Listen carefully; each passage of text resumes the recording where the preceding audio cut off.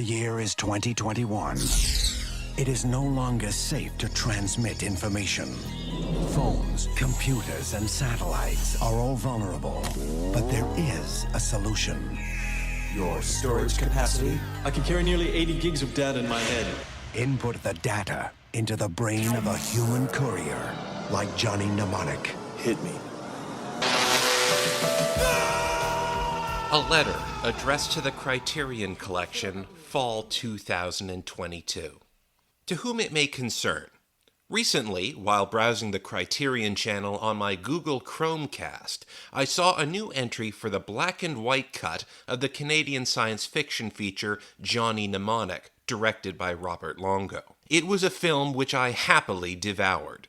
Seeing the new aesthetic sheen on Longo's Soul film, his background as a fine artist comes to the forefront in a way the color version simply doesn't allow. But this is not why I'm writing you. I was sorely disappointed to see that you referred to your hosting of Johnny Mnemonic's black and white cut, which parenthetically contains all the Takeshi Kitano scenes removed from the American cut, you referred to this hosting as this version's premiere.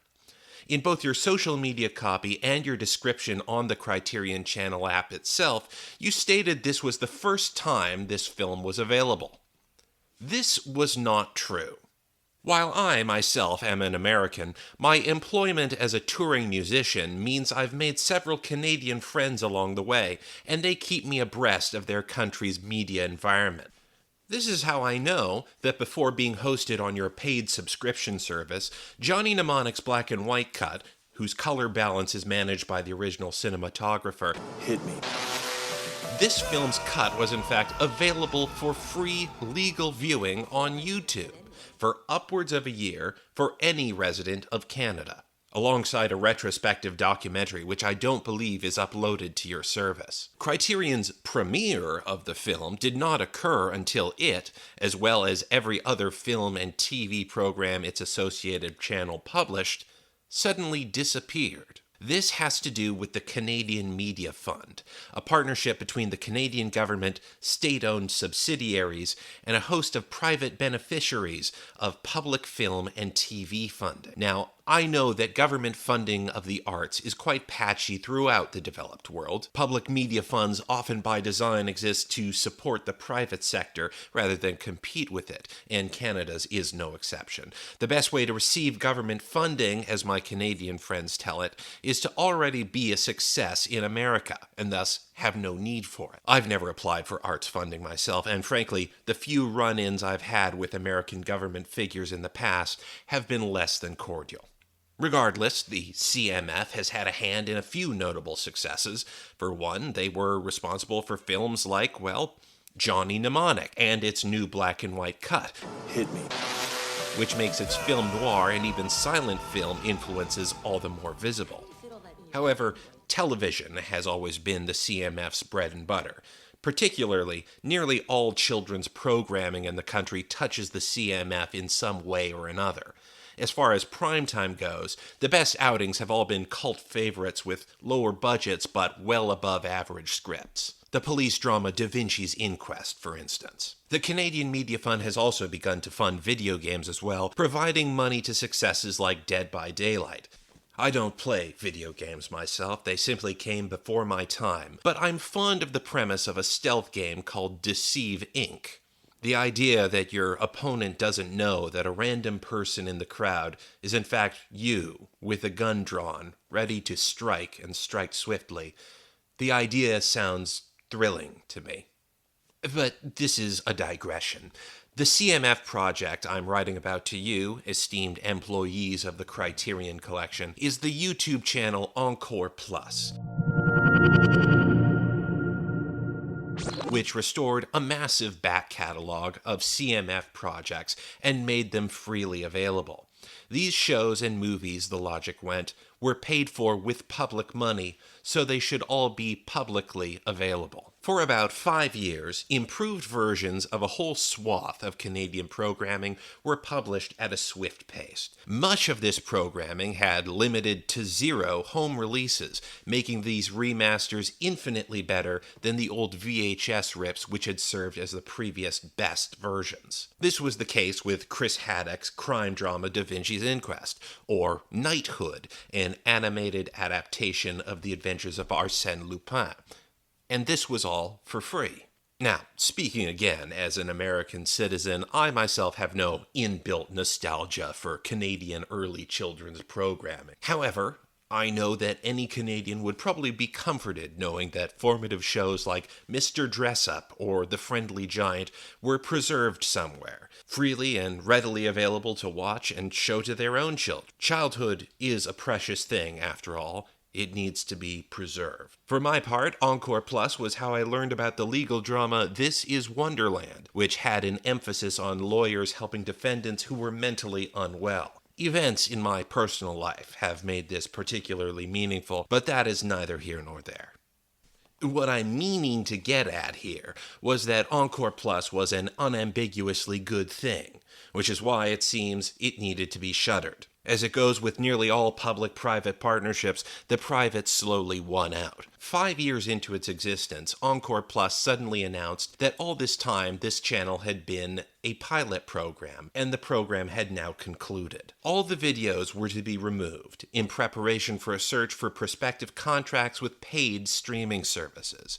Now that public money had paid for the restoration of all this media, it was now time to make a wholly private profit. And yet, there still has been no major licensing deal. It has been a long time now, and so far, almost all of the CMF's programming is still unavailable for viewing. The only maintenance done now, it seems, is generating copyright strikes on anyone else who attempts to make these shows available again, creating an artificial scarcity in hopes of stimulating demand for a deal that may never ever happen. The remnants of Encore Plus now have the exact opposite mission statement: to make their video library as difficult as possible to access, and whatever remains available must be in the lowest visual fidelity possible. While, as an American, I'm thankfully free from this, Canadians often have a harder time of watching media legally than we do. Programs that have been centralized on a single American streaming site, for instance HBO Max, are routinely split across multiple Canadian services, not to mention additional channels appended to an Amazon Prime subscription. This is a deliberate choice on the part of Canadian rights holders of HBO programming to extract further purchases. The way in which these same companies have started to jealously prevent access to content on their own books that has recently just been free makes it all the more glaring. This incentive for private profit also means that many times Canadians have a harder time watching media from their own country than an American would. Even if the media company in question operates exclusively in Canada, U.S. licensing deals are so much more lucrative that their own countrymen are an afterthought. You, esteemed employees of the Criterion Collection, Hit me. are no exception to this. Recently, you advertised Matthew Rankin's debut feature, The 20th Century, a wholly fictional account of the life of Canadian Prime Minister William Lyon Mackenzie King. This movie was made available only to American subscribers, for whom all but the most obvious references and deliberate inaccuracies will fall on deaf ears. There are no ways for a Canadian to watch this movie at all. Whenever you advertise the films of Guy Maddin on your service, Guy Maddin, a Canadian filmmaker who's made many movies specifically about life in Canada, my Canadian friends regularly bemoan the fact that as many as 3/4 of the billed films are not available on the Canadian version of the service. At the very least, this is what I imagine they would do. My correspondence with my Canadian friends is often very fleeting. I think the last time I spoke with one was probably about 2 years ago. So, many times I just imagine a conversation with them while I browse various Wikipedia articles about Canadian TV shows, and look at Netflix with a VPN set to a Canadian IP address. These are the sorts of conversations that pop into my head at the end of all that. I have lots of time to wait between my musical performances, and sadly many of them have to be cancelled abruptly, so I have lots of time to imagine these conversations. But this is neither here nor there. The sole piece of media that has been made available since the Encore Purge, it seems, is your hosting of the black and white cut of Johnny Mnemonic. Hit me. Which, without color, reveals Longo's vision of a mediated cyberpunk future to be produced not by hyperstimulation, but a deft switching between distinct visual textures. And indeed, after checking through my VPN, I discovered that it was available to Canadians. Good for you. The Canadian friends I've imagined are quite pleased with it. And yet, after all the ways that Canadian media paid for by their tax dollars no less, is constantly shuffled and delisted and privatized, to see you, esteemed members of the Criterion Channel, refer to this as a premiere, to simply deny the existence of this moment, however brief, that a whole library of media was freely available and preserved for public consumption, to dishonestly go along with this artificial scarcity simply to get the quick marketing hit of calling something a premiere, well, suffice to say, I and the Canadians in my head are quite displeased.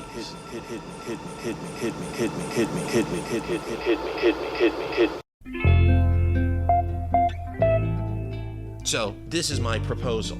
Change the thumbnail for the movie.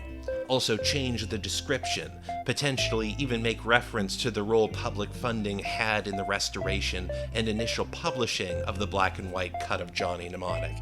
A movie which I neglected to mention has iced tea in it, did you know that? Please agree to these demands.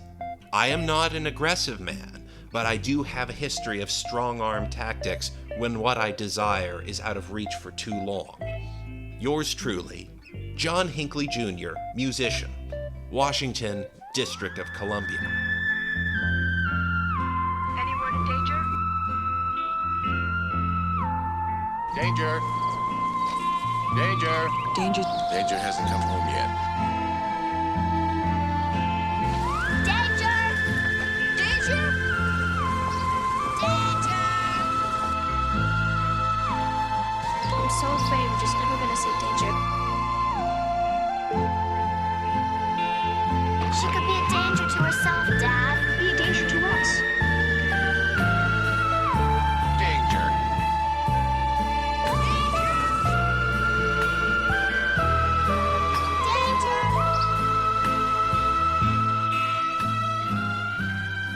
Let's get dangerous. Actually, no, I shouldn't say that. Disney will take my kneecaps. Hey everybody, it's Infinite Danger. It's Will talking to you yet again. Interesting bit of current events to relate to you guys. This is a story in the news about Patrick Soon-Shiong. Now, you might know Patrick Soon-Shiong as the head of the NantWorks LLC biotech empire, or as he's better known, he is Mr. Michele Chan, husband of Dr. Donna of Danger Bay superstardom. Patrick is in the news as one of the co-owners of the LA Times. He's been in hot water recently over axing the LA Times Harris endorsement, not to mention spiking editorials criticizing Trump's cabinet picks. And on top of all of that, he's trying to introduce a neutrality gauge to the LA Times powered by artificial intelligence, of course. It's kind of funny, before I started this podcast, Patrick Soon-Shiong was basically this total anonymous nobody. He was just some billionaire. But now he's doing his level best to get into the news as much as possible. Personally, I think that he's just jealous of Michele Chan. I mean, really, he's just jealous of the attention. I mean, he's got $11.5 billion, and that's okay, but was he on Danger Bay? No. I mean, that's gotta be some real sour grapes on Patrick's part. People say that Michele Chan's husband is trying to slant the LA Times further right, and I mean, that might be true, but once you're that rich, stability is really what you value the most. You don't want to stir a pot that's already at a rolling boil. There's this dire situation in Peru that must be dealt with at some point. There's this whole mass of jungle cats that have basically taken over almost all of Saudi Arabia now, and you don't want to throw more chaos into this situation with, writing an op-ed. Especially when, Donald Trump may be making a smart move by picking John Voight to be Secretary of State. He's never been Secretary of State before, so we don't know what his performance will be. He could be really good at it. So Michele Chan, meanwhile, is still out of the limelight. She's hard at work at the entertainment division, as always. She's busy on this little pet project. She's been hard at work trying to synthesize all of NantWorks' holdings by developing what's been called a TV streaming service / health insurance company. And honestly, it sounds like a good idea. You know how people discover they're accidentally subscribed to Amazon Prime? Well, what if they were accidentally paying premiums on health insurance that they didn't know about? I live north of the border, so I understand getting health insurance, private health insurance coverage, is really important to you guys down there. So, what if you just put people on plans without them knowing? So, if you were watching an episode of Stranger Things and simultaneously were making a payment to Aetna, I think that would streamline the whole American experience a lot faster. Some people might quibble with surreptitiously putting people on health insurance plans, but really, that's what nudgeocracy is all about in the end. Danger Bay, Episode 11, Grace Under Pressure, production code 1-010. Now, this is exactly what a Danger Bay fan is after. We've got all these things, the cowboy episode, the super spy episode, But what you're really after in Danger Bay is a Dr. George Dunbar episode. Who did that? Those windows cost $35. A Hagan Beggs episode. Not to mention, it's a romantic lead Hagan Beggs episode. It's exactly what the 18 to 35 demo needs, a romance between two people around 50 plus. Granted, as an episode that's basically a romance, having it star Hagan Beggs here in some sort of a chaste and family-friendly romance, it's a little uncanny for the people who are in the know, because in reality, Hagan Beggs had sex with about 45 different women a year. Of course, this was revealed to us via one of Hagan Beggs' many rap singles, so some sort of bravado exaggeration is to be expected in that genre. Like it was written as some sort of wordplay, 45 women, Colt 45, I've got 2 45s around my waist every day. If you listen to the mixtape, it's actually quite brilliant. Pitchfork really liked them. This is another Alan Eastman-directed episode. It was written by John Dugan. John Dugan was last seen writing the cowboy episode of Danger Bay. We've gone over Eastman's resume before, but there are some things that I didn't get around to. Something that sets Alan Eastman apart from a lot of the other early Danger Bay directors is that he has a film pedigree, not just television. He has a lot more theatrical releases under his belt. There are actually a good few Canadian actors that are well known that have had Alan Eastman as their first director. He directed Crazy Moon, which isn't that massive of a movie, yet it was one of Kiefer Sutherland's first starring roles. It's a story of first love with all its promise. Crazy Moon, starring Kiefer Sutherland and Vanessa Vaughn. Are you deaf? Do you understand what I'm saying? It's Crazy Moon. Warehouse ship date February 24th. Order close date February 8th. He also directed a movie called A Sweeter Song, which is a sex comedy which isn't that well known, apart from the fact that Nick Mancuso was in it. You vermin! You can't even earn your own living! Why are you doing this to me? So really, both films are like an equal pedigree. Alan Eastman's choice of movies to direct can only be described what I would call like omnidirectional. On one side of the spectrum, he directed a movie called Henry Ford, the Man and the Machine. He was the richest man alive. But money could never protect him from the attacks most say he deserved. And I mean, to be fair, it is critical of Henry Ford quite a bit, but it tends to focus more on the fact that he was a bad dad and was mean to his employees, and sort of leaps over the fascism stuff. Became a household name and tried to change the world around him. I haven't seen all of it, but I don't think there's a scene where he's got a picture of himself and Hitler on his desk. Cliff Robertson of Spider-Man and Hope Lang of Just Cause and Clear and Present Danger. Star in Ford, the Man machine. Then on the totally opposite side of the spectrum, Alan Eastman works for a Canadian Yugoslavian co-production as a director for a film about a war orphan in World War II Eastern Europe, which is called The War Boy. And I mean, honestly, if you said to me, this movie is a Canadian Yugoslav co-production, that is the level of dour that I am expecting out of that kind of movie. An early first stab at the come-and-see exploitation genre, if you will. So what else is there to say about Alan Eastman's career? He directed an episode of an Outer Limits reboot where the main character is given access to a multiverse of different versions of himself, and he gets tasked with killing one of them. So it's basically a progenitor of BioShock Infinite, except there's much less people looking directly at the camera and saying racism goes both ways. So I mean, this episode didn't really go anywhere. I mean, racism going both ways, that's the juice. That's the thing that makes that premise tick. I made myself who I am. I made myself a man. There is a lot that I didn't say off the bat when I was talking about John Dugan. I think the only thing that I said was that he wrote a bunch of episodes of cowboy shows, like he wrote an episode of Bonanza and things like that. He wrote a bunch of episodes of Little House on the Prairie, and ever since that point, most of the eps that he wrote for other people's shows was basically a slow working retirement. But he does have a larger career outside of that. He had a somewhat inauspicious start in the television industry. He worked on the Purex summer specials. That's right, Purex, the toilet paper company, was sponsoring a bunch of hour-long TV dramas.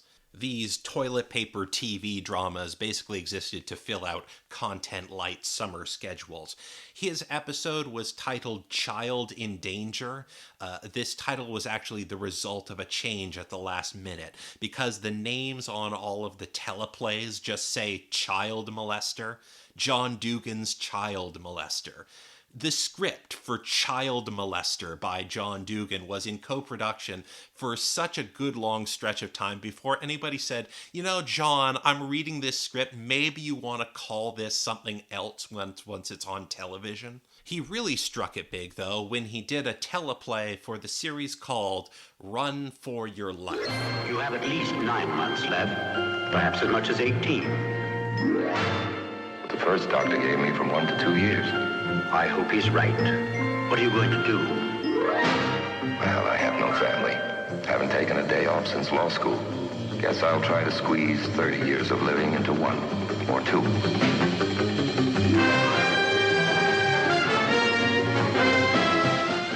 Run for Your Life is basically a spiritual sequel to The Fugitive, made by the same guy who made The Fugitive, and it had Ben Gazzara as the lead. This show actually had a backdoor pilot in an episode of Kraft Suspense Theater. Yes, that's Kraft, the macaroni company. We've got toilet paper TV, we've got macaroni TV. This was just what old television was like. Like The Fugitive, Ben Gazzara is always on the run in every episode of Run for Your Life, but instead of this being a show about a guy looking for his wife's true killer, it's about a wealthy lawyer who finds out he's got 18 months to live tops. So what does he do with this information? Does he make good with his family? Does he go and find love? Does he write that memoir that he always wanted to do? No, he decides to get involved in international spy intrigue for kicks. So every episode he's getting into some big adventure for no other reason other than, well, clock's ticking. The plot synopses for these episodes involve him toppling dictatorships, getting involved in international spy intrigues, fighting organized crime kingpins in Monte Carlo, and who's the hero behind it all? You know, it's Dying Man. I do kind of grin at the concept of Run for Your Life, because when The Fugitive was a big hit, everybody told the creator, whose name was Roy Huggins, you know, Roy, it's an exciting show, but the moment this guy actually succeeds in catching the one-armed man, the show's basically over. But the longer it takes to catch him, the more times the one-armed man slips his grasp yet again, you'll start straining the audience's credulity.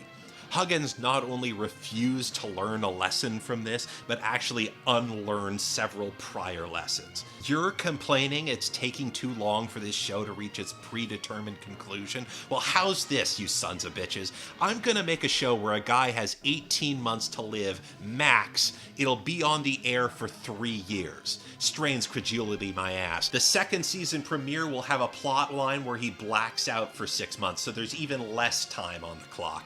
The mutability of time in television is a pretty common issue. It's sort of reminiscent of the Canadian television show from 1975 titled Bomb Squad. It was inspired by The Fugitive, and the premise was that over the entire show, the main character would be defusing one single bomb. It was sort of a victim of its own success. The show went on for about 20 years. I mean, they were able to stretch out the plot a little bit for a little while. I mean, you know, there's all those bomb disposal scenes in movies where, you know, the bomb disposal guy, he's like pouring with sweat as he cuts every single wire bit by bit, minute by minute. Bomb Squad got to the point where he was being told to cut 3 wires, and that would mean about 3 episodes. Things got especially difficult once the show was moving into the 90s. They realized that, well, it's still supposed to be 1975 in this show, so they enacted all of these building codes. All these buildings have to be the same. None of you people going back and forth on this camera, you can't be wearing any grunge aesthetic stuff. All the outfits have to be exactly the same. It is 1975. I mean, this show basically kept the flared pants market alive in Canada for another 20 years. Just so long as the protagonist didn't defuse that bomb, it would be 1975 forever. I think the show really started to lose its popularity after around like the 10-year mark. There was a infamous plot twist that happened where the main guy, after he cut all those wires and fiddled with all of these timers for about 10 years in real time, it turned out that this was just a decoy. The real bomb was a few blocks away. That wasn't necessarily the thing that did the show in, per se, but when the protagonist had to drive 8 blocks to get to the real bomb location, and it took about 10 one-hour episodes to do it, that's when people's interest started to lag. Remember that this episode of Danger Bay is a romance of sorts, so obviously you need another romantic lead roughly the same age as Hagan Beggs was at this era. And the Danger Bay producers chose an actress by the name of Sheila Moore. Her acting career may have had some sort of an inauspicious start. Other than Danger Bay, of course, Sheila Moore's most famous role was actually her first. She had a role in the Toronto-filmed Mystery Science Theater favorite, Overdrawn at the Memory Bank. Final, you are mine. With béarnaise sauce. I won't get too deep into Overdrawn at the Memory Bank. You probably already know what it's about. Raul Julia goes through the Matrix with a PBS budget, basically. Moore's character exists in a video log basically explaining the last time somebody got stuck in the Matrix for too long and how it destroyed their brain. Patient's identicube was connected to the computer while cloning was attempted. Cube must remain active or electron loss results. We used the central computer to simulate life experience, but we had to set up a control interface from outside. She was in other stuff. She was in The New Adventures of Beams Baxter, of course. That show keeps on coming up. That's notable because they misspelled her name in the credits. Tears and Laughter, the Joan and Melissa Rivers story. She had a bit role in a remake of Harvey, you know, the invisible 6-foot-tall rabbit thing. But if it weren't for Danger Bay, I think that Sheila Moore's main legacy would be people talking about her and going, do you know the person that you couldn't make out their dialogue because Tom Serva was mock crying over all of it? We plugged Watson in to monitor. What happened? I wouldn't have done it if I'd realized the awful danger he was in. Watson was tired, but still maintaining contact. Overdrawn at the Memory Bank may have been made for American public broadcasters, but it is distinctly Canadian in that it gives a special thanks and shout out to Alcan and is filmed at their offices. Alcan, the giant Canadian mining conglomerate that is now owned by Rio Tinto. That's the power of the public-private partnership. I mean, just think about it. We started off with seeing TV shows that were sponsored by toilet paper companies and then Kraft macaroni and cheese. But now with this film, we've advanced as a society far enough that we're promoting international mining oligopolies. I mean, that's professionalism. That's a real movie. Really, there's not a lot I can say about Overdrawn at the Memory Bank that hasn't been said by MST3K and, other online film critics. So I'll leave you instead with this little piece of advice. It's based on something that I do. You might have already heard me say it. When I'm really down and the world seems to be really awful and I look around and it's just, my life is a landscape of bleak gray nothingness, under my breath, I will slowly, quietly go, "Fingal, you are mine." And I'll feel just a little bit better. The tightness around my head will sort of loosen up.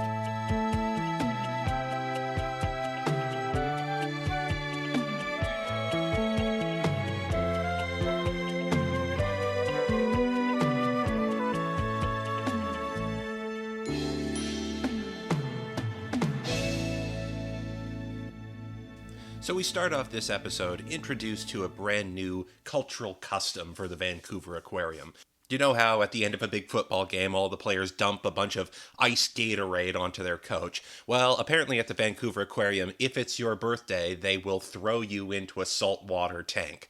And I mean, that has about as much salt as Gatorade does anyway, so it's comparable. So we've got a bunch of people in unnecessary lab coats dragging Michele Chan kicking and screaming, hang her over the tank as they sing happy birthday and sploosh.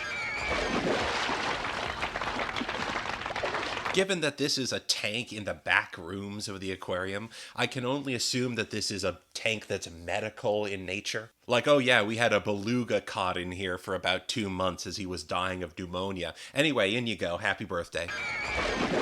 Quick rundown on the unique looks of the people carrying Michele Chan here. On the left, we've got basically what Jim Jones would look like if he were a woman. On the right, we've got a guy who looks like if Chief O'Brien from Deep Space Nine got on the Atkins diet and had a moisturizer routine. This unlikely duo is carrying Michele Chan, Dr. Donna's legs. Further in the back, carrying her by her arms, however, is Duke, the character whose name I can remember despite not saying any lines, because he's the only black guy in the entire Vancouver Aquarium. Okay, Duke, will you clean it up, please? No sign of another race. He looks considerably more normal than the other aquarium people, but there is something going on with the choices his stylist made. I can easily imagine on something like a audition brief if he's required to write one. Some people I've worked with tell me that I look a little bit like Lionel Richie. And in a limited way, that's sort of true. But if you can imagine, if you remember animating in Flash decades ago, if you did a shape tween between a picture of Lionel Richie and a picture of Little Richard, Duke would fall somewhere in the middle of that auto animation.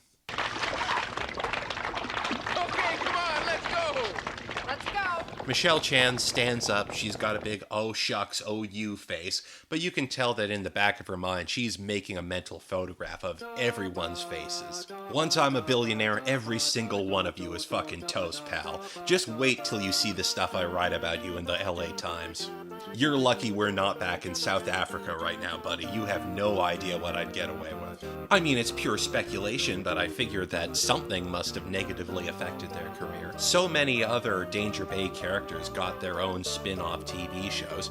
Darth Vader of Junior Tennis, of course. The Open Shirt Cop, he got his own TV show. Hagan Beggs, obviously.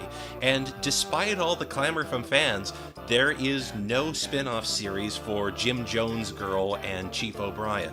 Duke did get his own TV spin-off, but I mean, that's sort of a weird edge case, because I mean, he is the primary protagonist, the show is named after him, yet somehow none of the scripts have any lines for him still. To this day, nobody really knows what Duke's voice sounds like. Okay, Duke, will you clean it up, please?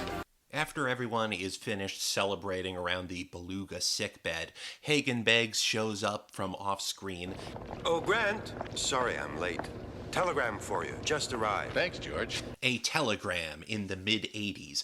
I know that I said at the beginning of the episode John Dugan has more of a resume than as a Western writer, but it is a little distressing that he, in his head, went, okay, I've got to insert some modern technology into this to make sure that it's not a cowboy show. I know, a telegram. I mean, like, this will be a modern-day telegram. Like, you won't even need to announce stop anymore. Oh. Guess what, kids?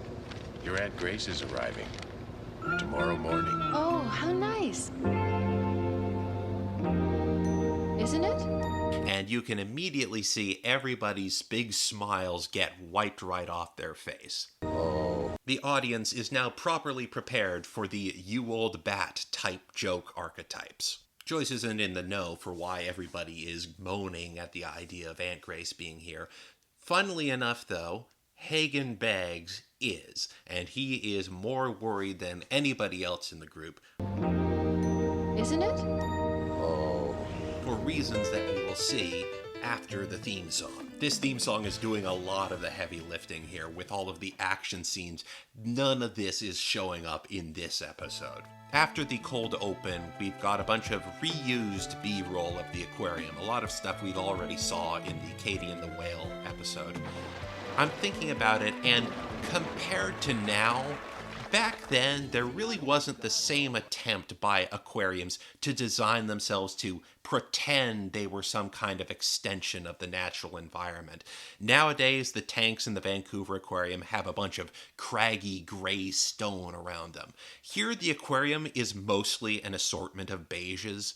The trainers are standing on this neat swooping basically 60s futurist ramp, dangling orca treats on a pole above them to get a leap or two. Nowadays, of course, all of these big institutions have a sort of architectural kayfabe about them. Oh, what? We didn't bring these orcas here. We just found this pool here while we were walking in the park one day. The orcas were already living here. So you organize Dr. Donna's birthday celebration continues in a break room somewhere. It's festooned with balloons and streamers, but they've all been tied onto a giant blue marlin they've got hanging on the wall. Now, of course, this is a tried and true Canadian tradition. Everybody loves the Party Marlin. I remember all those beer commercials. The Party Marlin just sort of swims through the air with his big nose, looks at the camera and goes, "I'm here to have a good time. I hope you get the point." People always say that when you lie, your nose grows. Well, it's true. Look at my nose. This is what happened the one time I said I hate to party. And then, of course, he opens up a 24-pack of kokanees and shares them around. Yeah, woo, we love you, Party Marlin. It was pretty smart of them to turn him into a beer mascot when they did, instead of having him keep selling cigarettes. If the Party Marlin was still selling cigarettes, I mean, there'd be all these rules and regulations. Hagan Beggs and the Roberts family are sort of glumly staring into their chocolate cakes. Don't get us wrong, Joyce. We love our Aunt Grace, and she loves us, doesn't she, George? Well, I'm sorry, George. I shouldn't ask you that under the present circumstances. Everybody has some standard comedic complaints about their Aunt Grace. Anyway, she's a real neat lady. Too neat, maybe. That every time Grace comes to visit us, it's a little like living with the Inspector General. We have to batten our hatches, shape up, and snap too. She's overly fastidious. She's crazy about managing other people's cleanliness. She controls how other people eat. Grace has a strong maternal instinct. I should know. She's my older sister. Unfortunately, she still treats me like I was her kid brother. Basically establishing this character in the long tradition of old school let's kill my wife comedy. But Hagan Beggs is wary for an entirely different reason. She just wants the best for you kids. Grace has an excellent mind. Precise, orderly. Do you want to join the welcoming committee? No, thanks. I can't make it. Grant, I have to talk to you right away. In private. What's wrong with him? I'll explain it later. You see, he and Aunt Grace have had a previous fling. And I mean, of course they have. He's the other let's be a nuisance to the protagonist character in this show. However, it seems that she broke off an engagement, and he doesn't really know what to do. It's been 3 years since I've seen her. Every year when she comes to visit you and the kids, I make sure I'm not around. Yeah, I've noticed. They don't really establish the timeline, but she was married to some sort of travelogue writer. There's another South Africa connection that goes unexplored in this show. And then after he died, she almost married Dr. George Dunbar and then suddenly broke things off. Why couldn't Grace and I just be friends? Just because she broke off our engagement and left me in the lurch. After all, it's not her fault she doesn't love me, is it? Now, this exposition happens between two scenes, one in the party room with the Marlin, and then another as Grant and George are walking around inside the actual aquarium. What's very odd about this scene, though, is that the B-roll that we saw of the aquarium is quite old, and the aquarium is now totally different. It's still not trying to look like it's part of the natural environment, but between when they filmed the B-roll and when they're filming this scene now, the aquarium has become brutalist. None of that beige is there anymore, none of those 60s swoops. It's all a bunch of raw, wet concrete at right angles, with rust coming down the surface of the wall from totally unknown sources. Totally different from the B-roll that we just saw a minute ago. It's sort of grim and imposing, but I have to admit I do sort of like it. Granted, I spent a considerable amount of my time learning in Simon Fraser University campus, and that's the place that movie studios film at if they need a stand-in for North Korea. So maybe I have some Stockholm syndrome about this aesthetic. There's an episode of the old Sci-Fi Channel show Sliders where they end up in a alternate reality where the communists win the Cold War. And it's clear that they wanted to film at SFU but didn't actually have the budget to do it because they have a character look directly at the camera and say, "It used to be a university and now it's a communist prison camp." While I contemplate the creative decisions that went into making a brutalist aquarium, Hagan Beggs is still agonizing over what to do about Grace. He's been avoiding her for many years after the disengagement. Grant gives basically no advice, but George Dunbar basically pulls out whatever directions he wants from the blank statements that Grant is making. After all, it's not her fault she doesn't love me, is it?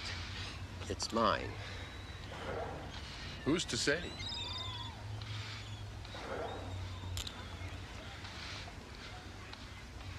Thanks, Grant. You've been a brick. Help me make up my mind. This year, I'm going to do absolutely nothing. Let the chips fall where they may. He resolves that he will do absolutely nothing in regards to Grace, but he will also take no steps to actively avoid her.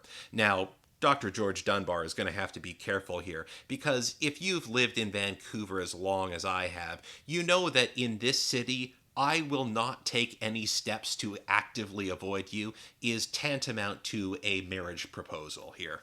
What are friends for? Maybe I should open an office.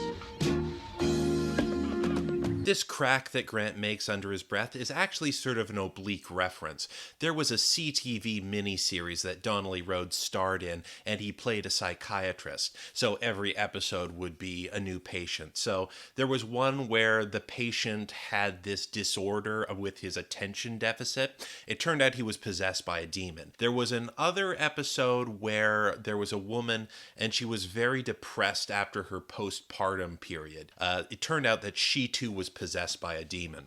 There was another one where a patient was experiencing a lot of stress post-trauma, and you might have an idea where this is going. You'll note in this scene that as Grant and George Dunbar are walking around the aquarium, that the orcas in the Brutalist tank are just lying completely motionless, just floating above the surface like no movement whatsoever. It's like they're dead. Now, when I first saw this, I sort of thought it was kind of an alarming image. And then I did a little bit of studying and I realized, oh no, these orcas were just on strike. The Orca Screen Guild had a quick labor action in protest. They were looking to get a bit more herring. And it was quite successful. The Orca Screen Guild merged with ACTRA in 1994. That's why all Canadian actors to this day still get a small packet of seal meat with all the residuals they get in the mail.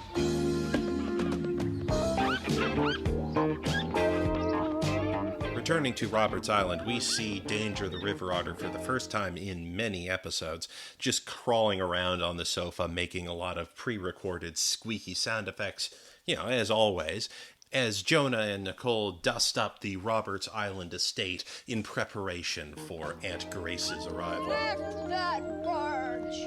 Tote that bill! You know, it's the end of summer, and we're doing spring cleaning. This place is so squeaky clean now, it hurts my eyes. Yeah. A few more complaints about cleanliness, and then they grab into a hidden stash of junk food that the aunt hasn't already confiscated. Good thing I stashed some, forbidden fruits. Name your poison. I'll take the chocolate. Jonah reaches into a mini bag of chips, making sure that the Old Dutch logo is prominently displayed towards the camera. A company that only sells potato chips and beef jerky. Can't be all bad, I guess. They're the only company around that still sells their potato chips in a cereal box style. They put it in a bag and then they put the bag in a box. That's the old style, the old classic way, the totally unnecessary use of material way. I don't know if Old Dutch paid for some brand placement here, but it is just as likely that the people running Danger Bay decided they needed to put this here to fit with Canadian content laws. Like, a quick rundown on CanCon laws. You're making a TV show with an explicit attempt at U.S. market crossover, and you haven't precisely done anything that you should do to demonstrate to the government that this program is culturally Canadian. You've made the most Yankee Doodle-ass show there ever was. Everybody's talking about how much they hate maintaining highways and how much they love wearing shoes indoors. Well, no matter. Just give free advertising to brands that are culturally perceived as Canadian here, and you'll be sufficiently Canadian. Every time one of your characters refers to it as a beanie instead of a toque, have them take a bite of a delicious A&W hamburger. I mean, Old Dutch isn't even a Canadian brand. It's an American brand, but it's regional in the US and national in Canada because American companies treat Canada as one big region. You get a bunch of American companies who've got mission statements that read something like, "Our company services Wisconsin, Michigan, and all 10,000 square kilometers of the Dominion of Canada." The fact that they've sacrificed some of their factory line work to making ketchup chips basically makes it run by the Mounties in the CBC's eyes. But even if they put maple leaves on the logos for their Canadian packaging, Old Dutch is not Canadian. Hell, they're not even Dutch. Some American guy went, well, I'll call this company Old Dutch because the Dutch are famously very clean people. And generally that's true, just don't let them near any tins of boot polish. If you're an American and you're watching a movie and somebody says, there are 3 things I love in this world: going to a mega church, buying guns very fast, and the Calgary Flames. Take a look at my Calgary Flames jersey that I've got hung up on this wall here. Now you'll know what's going on. For Nicole's part, I'm pretty sure she's eating a Coffee Crisp, another non-Canadian but Canadian-feeling brand. I figure that particular ad contract never really cleared. For Americans who don't have it in their regions, Coffee Crisp is a famous candy bar by Nestle that is beloved the world over for not tasting anything like coffee. Coffee Crisp, it's a great light snack. You love the great non-coffee taste of Coffee Crisp. People love how little this thing tastes like coffee. They changed the recipe at some point to try and make it more authentically coffee tasting, but that didn't fly. It was very short-lived, a string of assassinations put an end to all of that. We're back to a zero coffee taste chocolate bar. You'd think all those killings would be a bigger story, but really it was a copycat killing reminiscent of the Kraft Dinner murders, so it never really got much limelight. I'll take the chocolate. Coming down the stairs, catching these kids in the act of product placement, is Aunt Grace. What are you doing? You imps. Dressed very much in the female Columbo villain manner, a brownish mauve suede jumpsuit with a cinch belt, as well as an ascot that's been attached to her neck by a skin graft. I thought I got rid of all that junk food. Well, we were hungry, Aunt Grace. I'll have a delicious, well-balanced meal ready for you in an hour. Liver? Yuck. Double yuck. And baked potatoes and a mixed green salad. Referring to the most white-bread children on God's green earth as imps, Aunt Grace sends them off to their room. We just cleaned them yesterday. Today, they're a mess. And in a small moment that wouldn't fly on today's TV, she gives a quick backhanded spank to one of them to make them go up the stairs faster. Go along, my dears.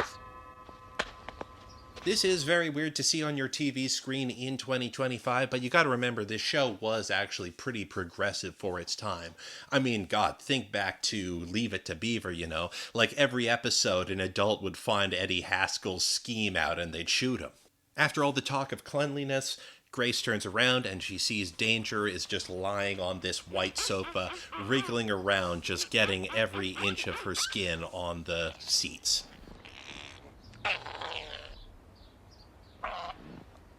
A sort of conflict between Grace and Danger is supposed to be going on here. They're putting growling sound effects over the soundtrack, but you're just looking at her and you can imagine her just going, love me,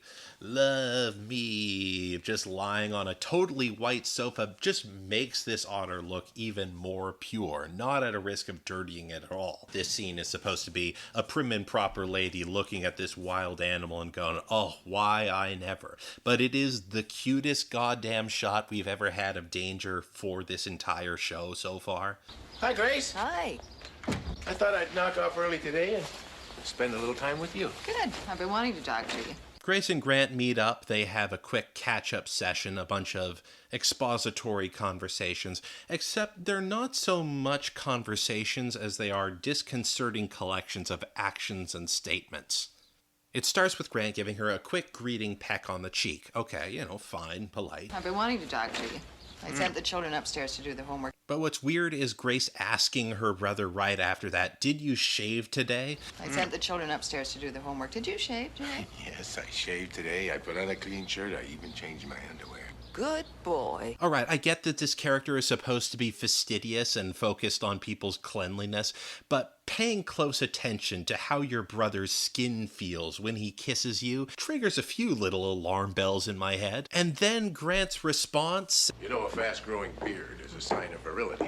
Why are you making this a conversation with your sibling? You know, a fast-growing beard is a sign of virility. That's partly what I want to talk to you about. Should I be here? Should I be listening to this? I feel like something wrong is happening. Please stop this. I do not want to see any AO3 users making Grant and Grace /fic. Like it's already a bad undertaking to begin with because nobody knows how to portmanteau the names Grant and Grace together. What is it with everyone and alliterative names in this show? Grant and Grace, Katie and Kelly Coffee. I'm distracting myself from Grant telling his sister about his virility by looking around the house. It's understandable that the Roberts household is very aquatic themed in a lot of ways, lots of boating pictures and the like, but for some reason in the kitchen there's a big two-dimensional cow standee on the mantelpiece and nobody explains why it's there. It doesn't even make sense timeline-wise. The farm episode hasn't been filmed yet. Mercifully, this virility discussion goes off in a different direction. Grant, you're too young and vigorous not to have married again. The children need a woman's influence in all areas of their life. What about Joyce? What about Joyce? I like her. I like her too. She's a good friend. Joyce, the pontoon plane pilot. The two reasons seem to be she's good enough with the kids, and there was that one scene more than 5 episodes ago where he was interested in the makeup she was wearing. Oh.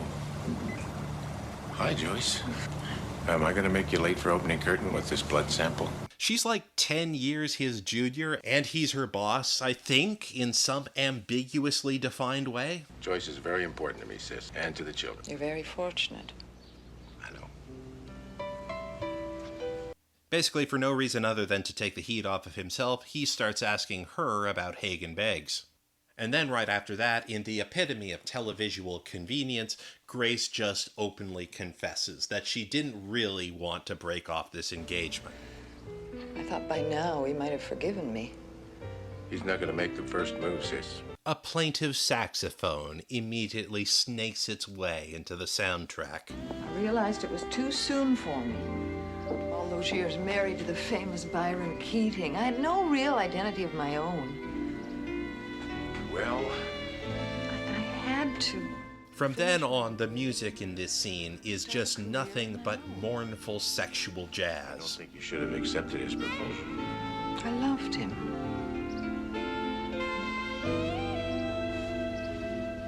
She's choked up because she had to break off this engagement in order to try and get her degree and move on with her life.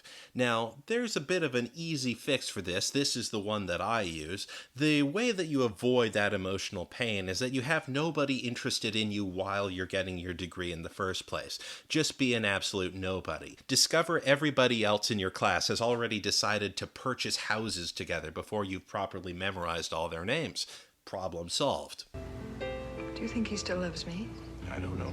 I know you're not going to find out about it sitting here. Right. But the mountain won't come to Mohammed. Mohammed will go to the mountain. Since George has decided already he's going to do nothing, it falls to her to make the phone call. Good luck. Go to your room.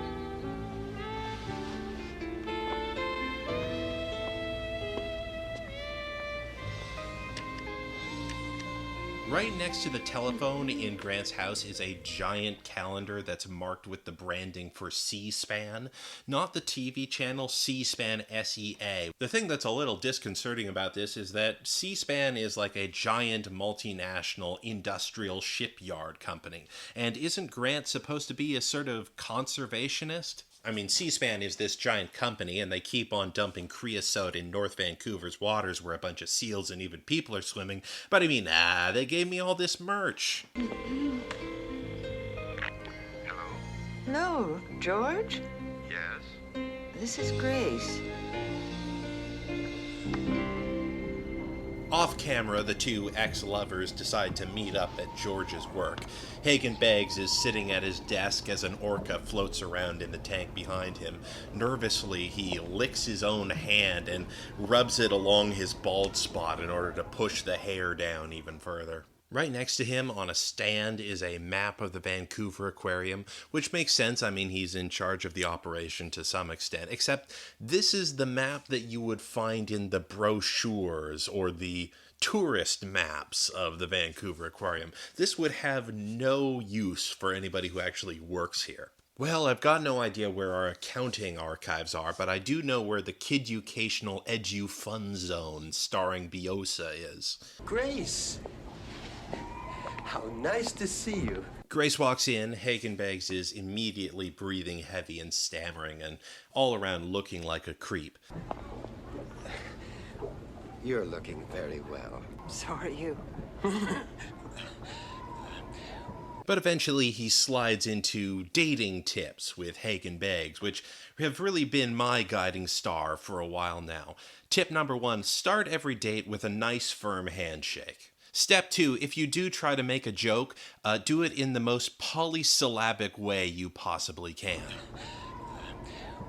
We sound like a mutual admiration society. We were once. Yes. This is what the youth of today call Riz. In fact, as far as joke telling is concerned, I don't just use this on the ladies. Whenever I tell jokes on this podcast and I'm self-editing in my head as I go, all right, that's a good bit. Now, all I need to do is make sure there's at least another 30 words between me and the punchline. That's how a sophisticated professional does it. Neither person in the couple wants to make the first move. They keep talking around the relationship or they keep changing subjects. Well, as you can see, I'm still here, where you left me. I didn't mean that the way it sounds. George, it wasn't you, it was me. I wish we... That's serious. Come with me. Before the romance can truly be rekindled, the music gets serious and frantic as the aquarium's distant early warning system goes off. Cut to a bunch of aquarium crew members running around frantically, going upstairs and downstairs and just making a panic of everything. As far as cinematography is concerned, They're being very serious about whatever the problem happening here is. Lots of documentary shaky cam following employees rushing from place to place through what's really a big maze of railings and pipes and high-traction metal grates. Very Das Boot in its visual signature, if you ask me. Especially since the entire drama around the scene revolves around a pressure valve on a pipe. What's the problem? No water coming through the main intake line. Cut the power to the beach pump. Put all the saltwater tanks on recirculation. On my way. How serious is it? We won't know until we localize the problem. One thing for sure. Without fresh seawater coming in, the aquarium begins to die. Based on whatever this technical difficulty is, the aquarium now has no access to fresh seawater, which means basically a slow death for everything inside of it. But they don't really have any sort of expository excuse for why it's so difficult to get water to the aquarium when it's surrounded by fresh seawater. It's literally on a peninsula. The Vancouver Aquarium is the most exposed to seawater place in the entire city. This isn't an aquarium somewhere in Wisconsin. You can leave the Vancouver Aquarium and just walk to the ocean in a minute. Now, I know this isn't how it actually works in real life. I'm not a fool, but you would figure that a show that prides itself on having some sort of educational element to it, that there would be some explanation for why this is a multi-day, round-the-clock, crucial job rather than something that could be fixed over a lunch break or something. Like, there are scenes in this show where characters are looking at each other going, how are we going to get this seawater into the aquarium? And they're filming it in front of the seawater that they just walked 30 seconds to get to. They should explain why you can't just get a really big bucket. They don't really give us the answer to these questions because really they're secondary to the real important point about this episode. Are the two old people going to bang? Rather than letting this mechanical disaster cut things off, Grace makes sure to involve herself further in the procedures of the Vancouver Aquarium. Well, I've got to get in there to a strategy and tactics session, and I'm sure you've got better things to do than watch us work. Actually, I don't. And I find your work fascinating. Well, would you like to sit in on it? Of course I would, George. Because nothing is more romantic than watching your brother talk about how all the orcas are dying. We have 6,000 specimens here. Their lives are all in danger. All the principal characters and a few others are all seated around a big desk, basically a big mission briefing. All the heroes are getting ready to go into action. They're trying to make a big dynamic wide shot of all of our heroes as they prepare to set out to work. But what this means is that the ashtray on the other side of the desk takes up the entire lower third of the screen. There's also the problem of the water temperatures changing. The warm tank's cool and the cool tank's warm. There's already been one instance of possible product placement in this episode. However, something that got deleted from this episode originally was that when Grant said this line about keeping the hot side hot and the cold side cold, he immediately followed it up with, just like the new McDLT at all of your participating McDonald's hamburger chains. I'm talking quarter pound of beef on the hot side. And the hot stays hot. The new McDLT. Hot, hot. The warm tank's cool and the cool tank's warm. And the cool stays cool. The new McDLT. Cool crisp. The thing that always stuck in my craw whenever I saw these old ads for the McDLT was the fact that they put the cheese on the cold side. That's the one thing I'm always looking for in a hamburger. A cold, solid chunk of American processed cheese. Could be the best tasting lettuce and tomato hamburger ever. The result is disease and death. New McDLT. Wally, what does engineering think? Well, I think we're right on top of it. We've got all the saltwater tanks on recirculation. We're clearing. Luckily, this Wally figure that we've never seen before is right on top of the issue. He's an engineer.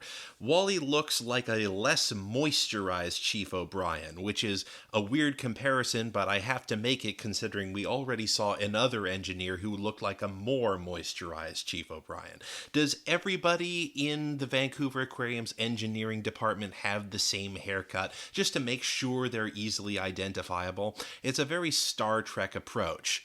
All the engineers are supposed to be wearing a very grungy kind of mechanical jumpsuit, but they all look pristine, and they've got these double-wide giant 70s collars. Wally and the others just look like if Evel Knievel had a desk job. I suppose seeing as the Vancouver Aquarium is some sort of military or police organization, some sort of outfit standardization is expected, but I've never seen a standardized white guy fro before. I suppose if you ever saw the old Jerry Anderson show UFO, you see that all of the characters who live on the moon base have to have purple hair standard. But that was a horse of a different color. That was the long distant future of 1980. Well, as Wally said, let's stay on top of it. George Dunbar makes a big show of authority. He makes the orders. He tells everybody to get to work, get to action. The very next scene is Grant and Grace at home quietly reading.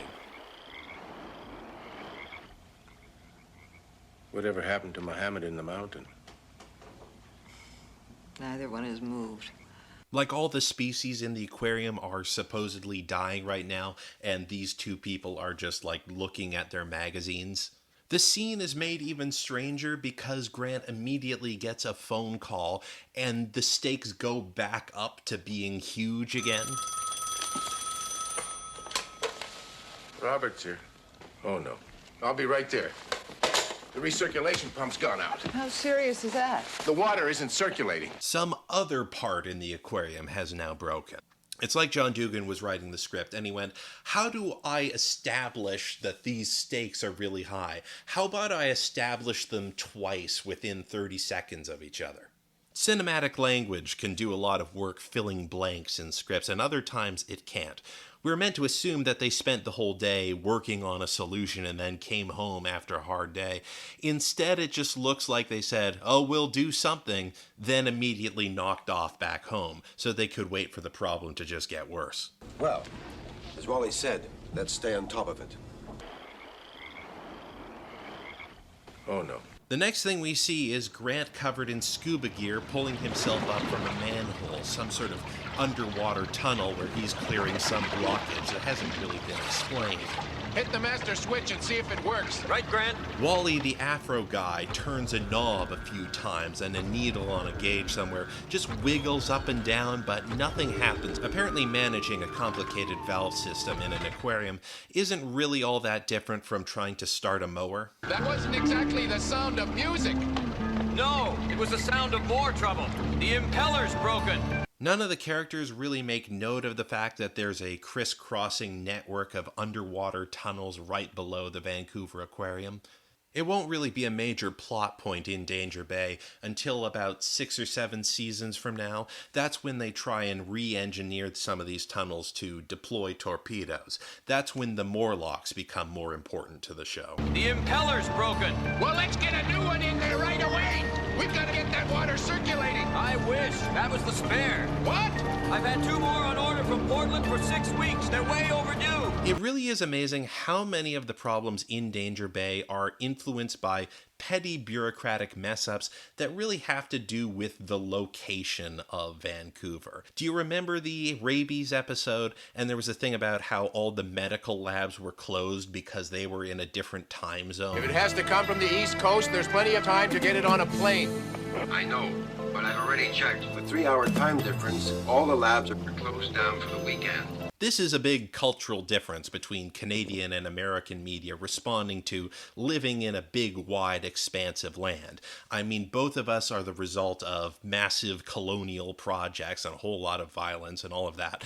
But the way that the U.S. approaches it is very different to Canada. In the U.S., you know, it's all amber waves of grain, yeoman farmers, evocations of a pioneer spirit. In Canada, you usually go at it with some sort of embarrassment or basically being peeved. This country is massive. What a fucking hassle. I can't get a phone call through to the tax office because they're in Gatineau, Quebec, and they've been closed for 3 hours before I even get off work. Our country can't be an imperial project because everything is so damn inconvenient. Every day of my life, I've got packages being held up in Seattle or Portland. I'm dealing with Pacific Standard Standard Time, Mountain Standard Time, Central Standard Time, Atlantic Standard Time, Newfoundland Standard Time, which is only a half hour ahead. The island of St. Pierre and Miquelon has a secret 25th hour to every day that you're not allowed to acknowledge, but I mean, technically it's not part of Canada, so it's not as much of a big deal. That was the spare. What?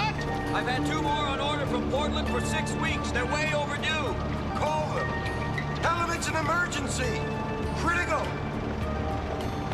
These people are supposed to be yelling all of their lines in a panic, but because there's a motor in the background, it really doesn't seem all that panic. It just comes off as them going, "What? What? I'm sorry, I can't hear you. Could you please speak up?" And I keep on feeling like there's not any stakes here because all the stressful ticking time bomb situations being established are immediately undercut. Do you know what scene comes after this? It's 2 middle-aged bureaucrats strolling through the park talking about their feelings. Tell them it's an emergency. Critical.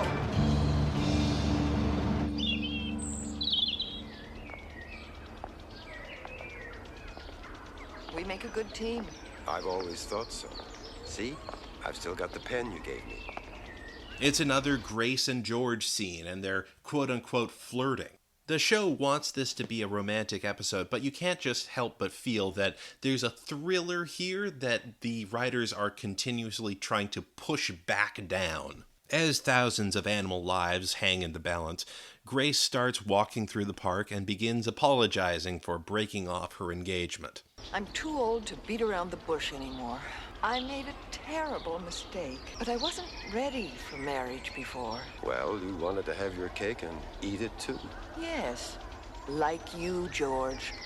I want marriage and a career, but times are changing. We could share the cake. So thanks to feminism and the weakening of gender norms, these characters can now participate in and thus reinforce the gender norms inherent in the institution of marriage. Very confused messaging. I guess the bottom line is, I still love you. Do you still love me? I'm not going to propose again. Of course you're not. I am. George Dunbar, will you marry me? It's very odd that so far we have both teenagers and a widowed dad, but the first healthy relationship plot that's expressed in anything other than juggling tricks and visits to the burger shack is between the oldest characters in the show so far.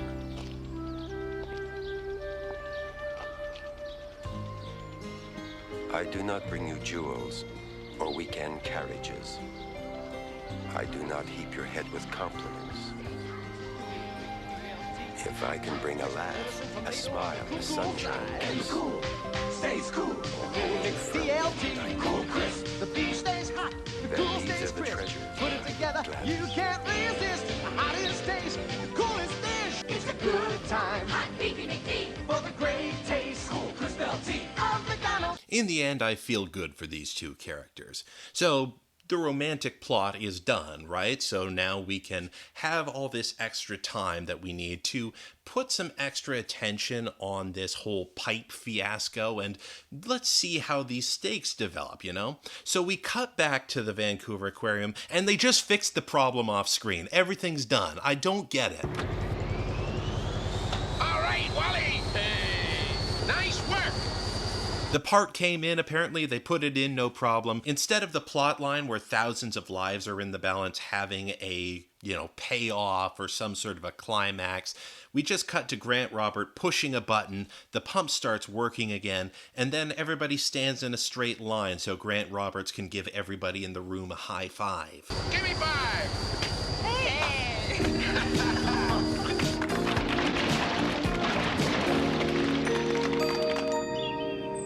So this is the point in the episode of this podcast that I have to make a sort of a confession. I think that some people who are big Danger Bay fans may already have a guess at what I'm trying to say here.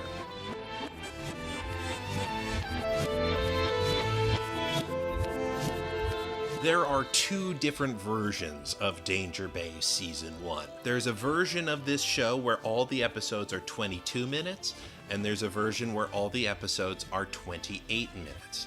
And up till now, I've only been working with the 22-minute episodes. Danger Bay had a co-production deal with the Disney Channel, and when the Disney Channel was still setting up, it was a premium cable channel, and so Disney's idea was, well, you're already paying us money for these shows, so we will not show any ads. If you're a kid watching this show, you will get to see all these programs without having ads blasted in your face. Doc Roberts runs an aquarium in the Pacific Northwest, caring for thousands of animals. You're gonna like where you're going. You'll find there's always a lot of action and adventure going on. Join Doc Roberts and his children, Nicole and Jonah, for fun and adventure in Danger Bay, next on the Disney Channel. And that meant that all their programming had to be 28 minutes instead of 22. Of course, Disney did smarten up. They realized, well, how about we just take all of the premium cable money, and then we just take money from advertisers anyway. There's basically a whole swath of programming that got taken entirely off the air because it fit very tightly within that 28-minute format, and once ads were back, it was basically unbroadcastable.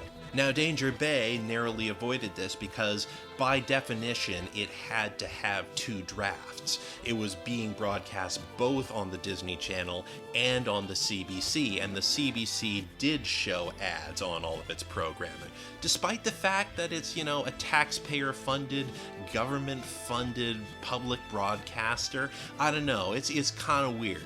Public-private partnerships strike again.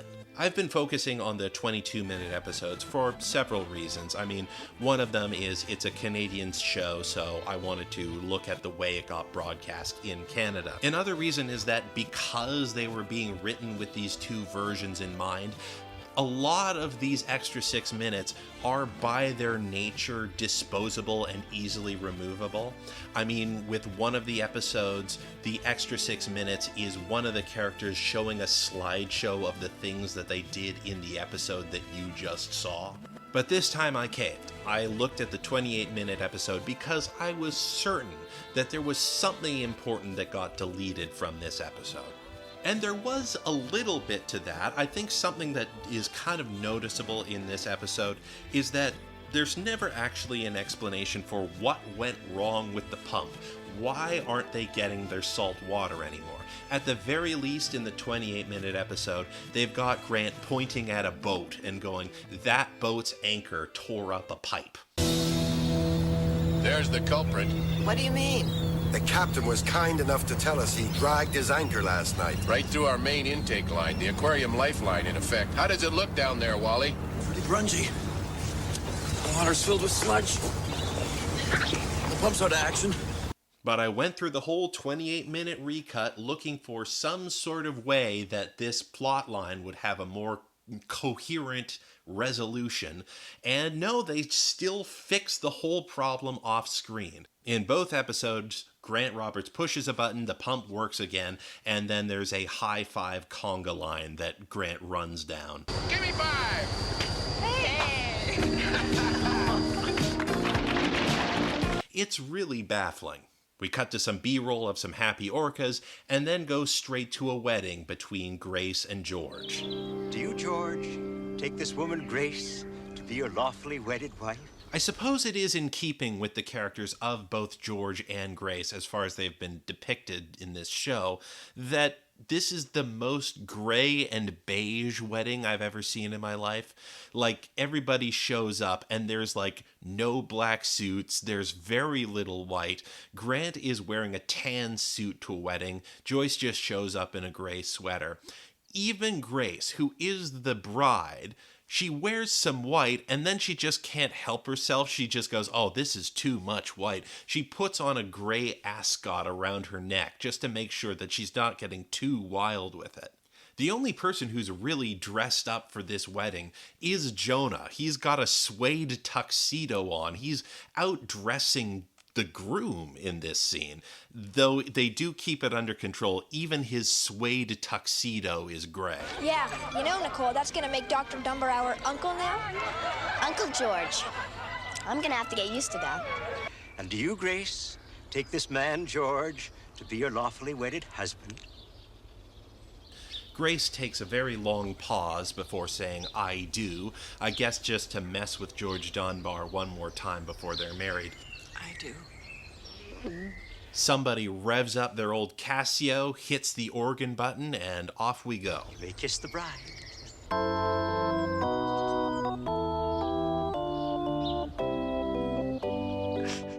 A big ship's horn comes up over the soundtrack, and most of the characters make reference to it. Must have heard about it at the shipyard. Congratulations, George. All the best. Thanks, Rory. But what doesn't make sense is that in the 22-minute version of this show, this boat didn't exist until now. This is the boat that screwed up all the pipes in the 28-minute version, but it's in both drafts here. The captain was kind enough to tell us he dragged his anchor last night. When I first watched this, I thought an actual boat had blown its horn over the filming of this scene, and it was like an ad-lib to cover for it or something. Thanks, Rory. Thank you.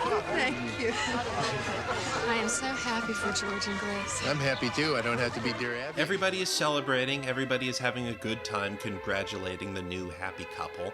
Now is probably the time to mention the fact that because these episodes are in such a weird mixed up order, we have already seen references to George being married to Grace earlier in the show. Some of these references to the marriage are pretty minor.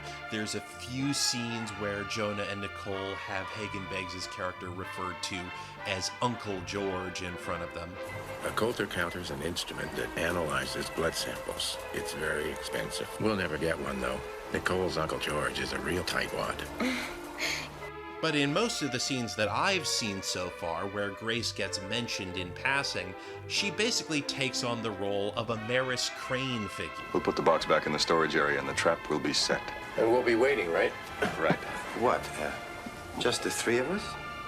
Well, you could bring Grace if you like. Very funny. Always unseen and always mocked or complained about. This goes for scenes in the 28-minute versions of these episodes too. Have a piece of pie, George. If you insist. Good. Grace doesn't like it when I get into the yucky stuff.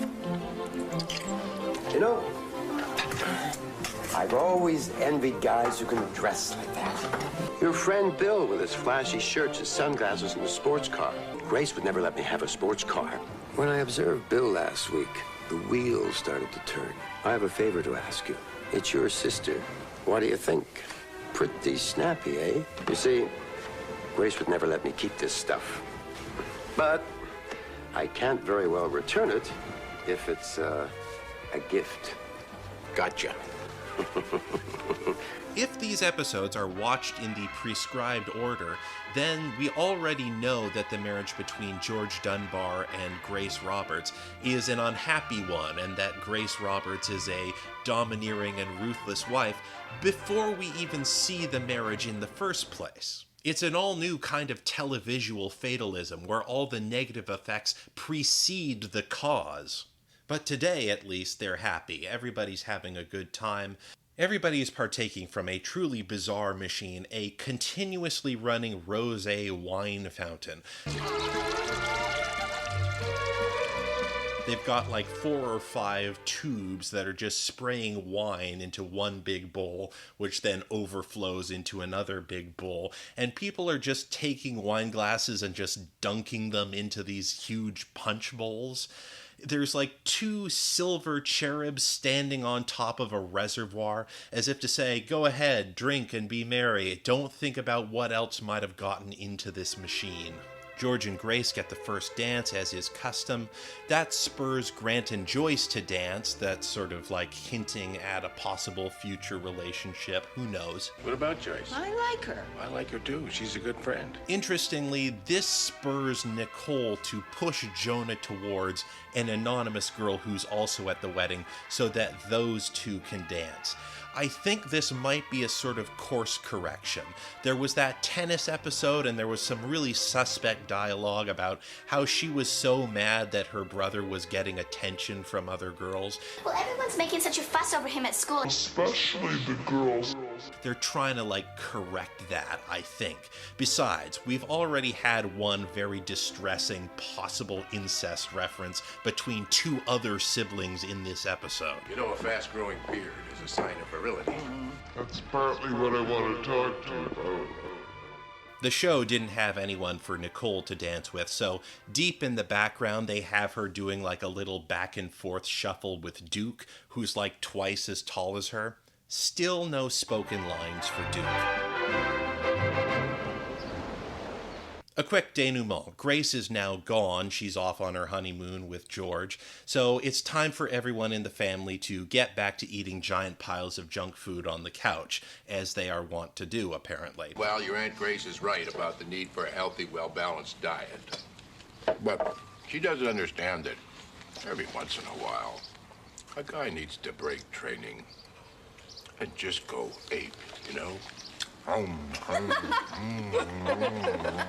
They are free now. It is time to bust out. The showrunners needed to find a way to show that Grant was in hedonism mode right now, so they put him in the wildest thing that they could think of, a Hawaiian shirt. Would you call this a junk food orgy? Yeah, the Roberts Rebellion.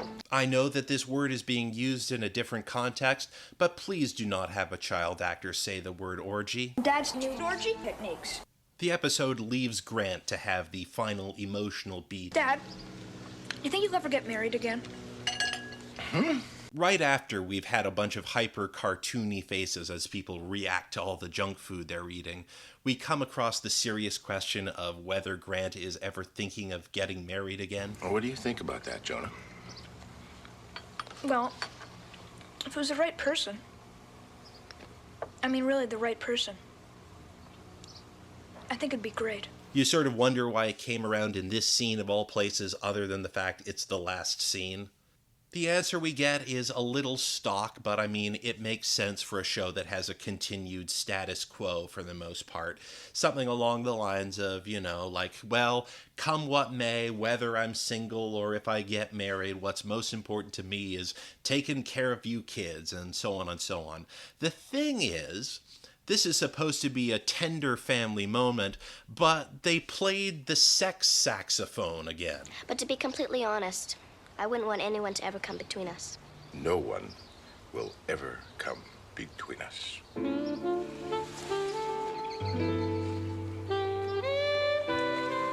Besides, we are the Three Musketeers, aren't we? You got that right. Like, at this point, they're talking about the family. They're not even talking about, like, a romantic interest. But, you know, I think they went, well, we spent all this money to get the rights to this plaintive sex jazz, and by God, we're going to use it as much as we possibly can. But will you ever marry again? Boy, when you get a hold of something, you don't let go of it, do you? I don't know.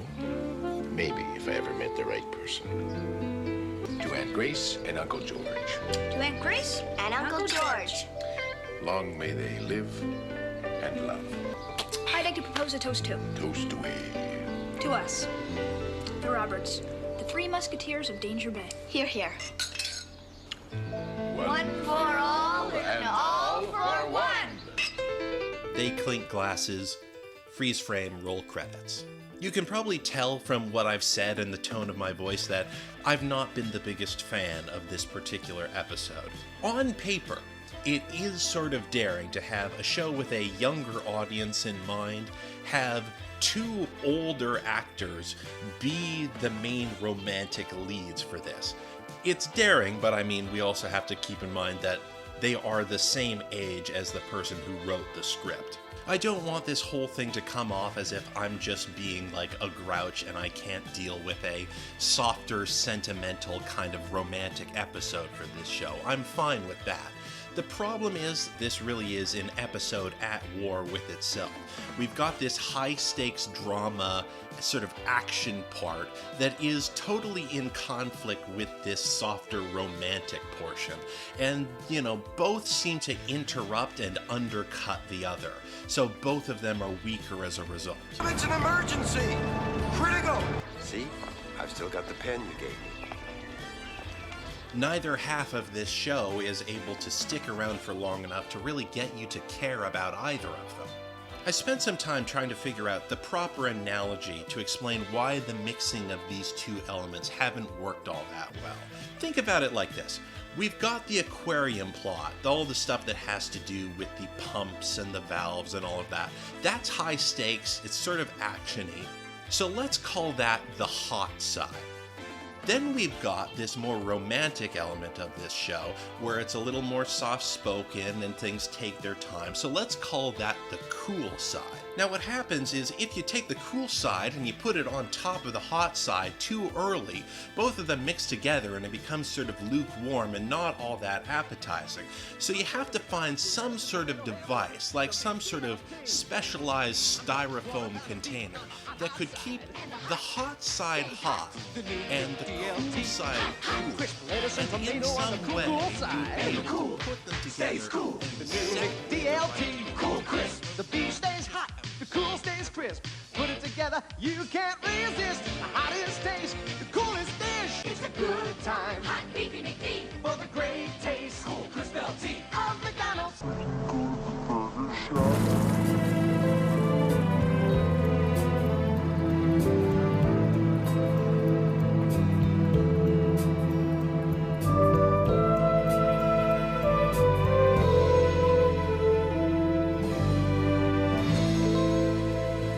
So, there we are. We're almost done with an episode of Infinite Danger.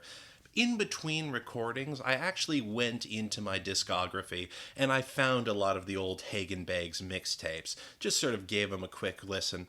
They're very masterfully done. They've got a real, hard edge to all of them. The bars Hagan Beggs has are really amazing. I mean, nobody to this day really knows what going orca mode on a motherfucker really means, but then again, nobody on this planet was on Hagan Beggs' level. The one thing, though, is that it did sort of bring back bad memories.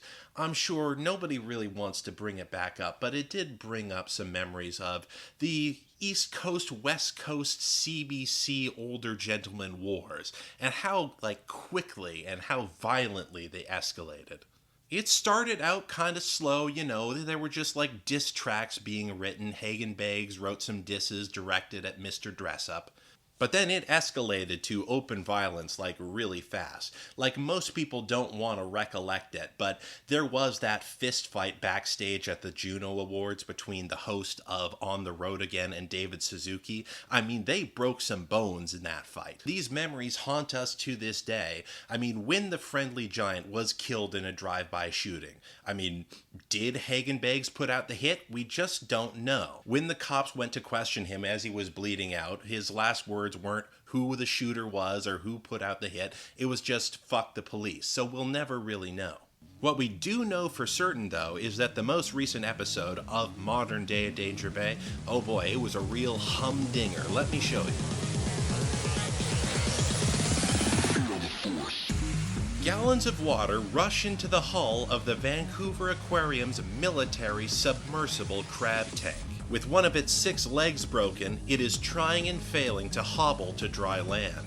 A storm of harpoons whoosh above its steel carapace as a whole squad of poachers in scuba gear shoot round after round from their gas-propelled launchers. The civilian pod is taking on water, Captain Dunbar.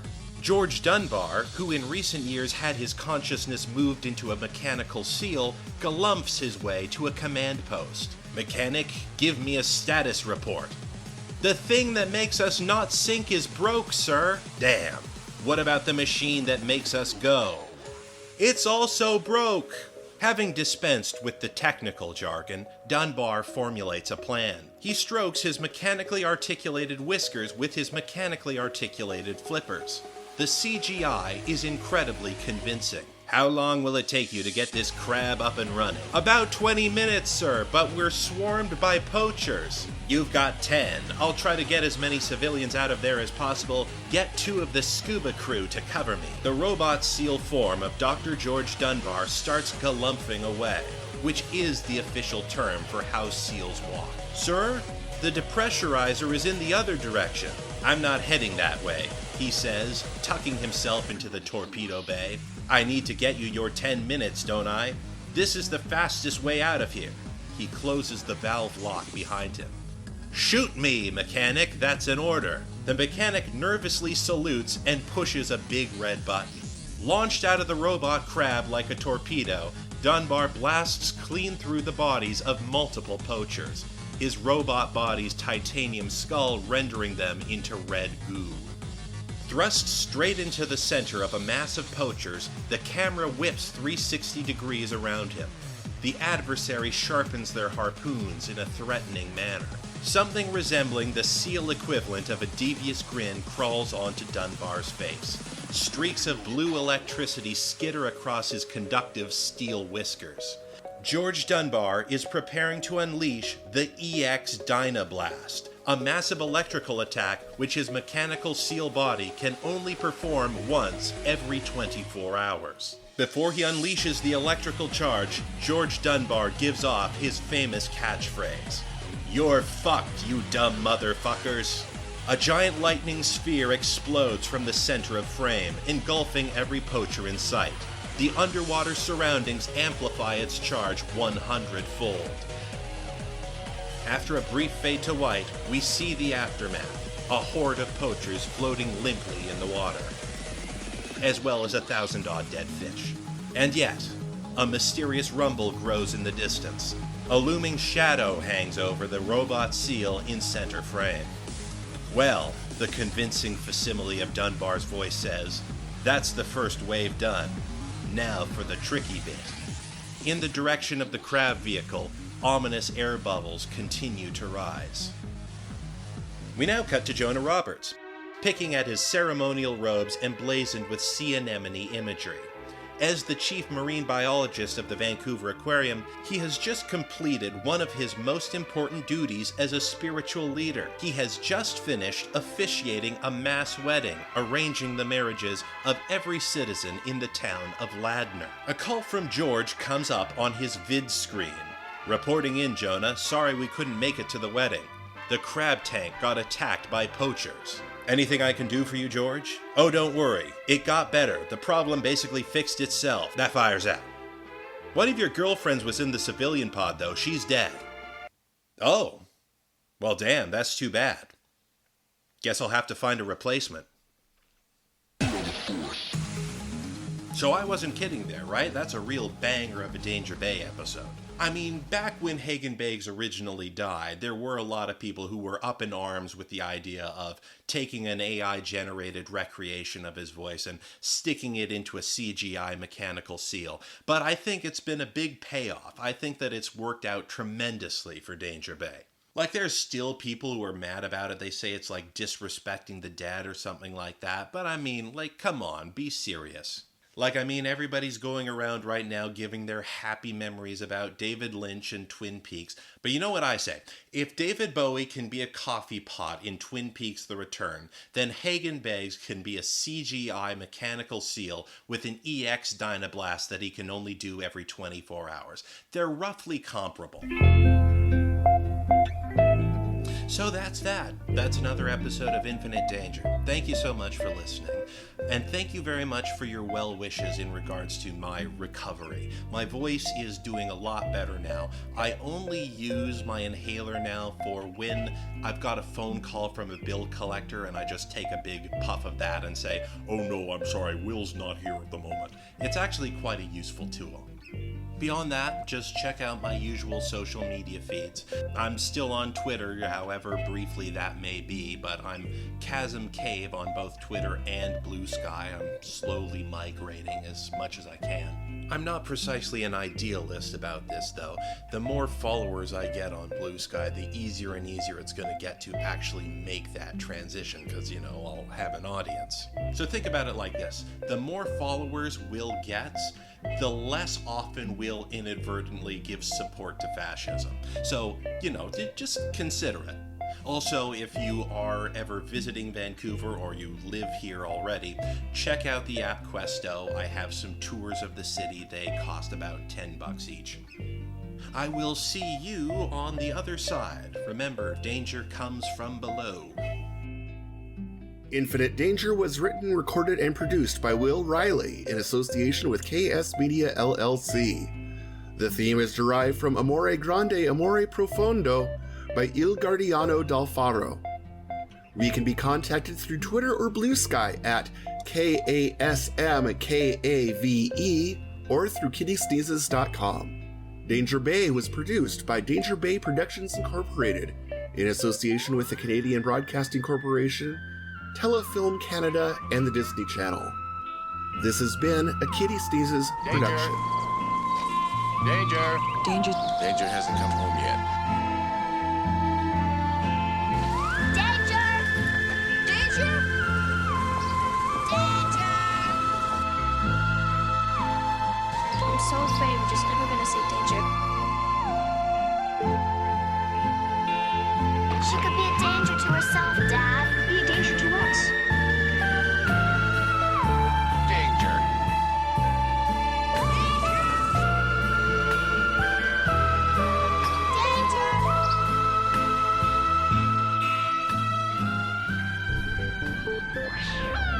KittySneezes.com in color.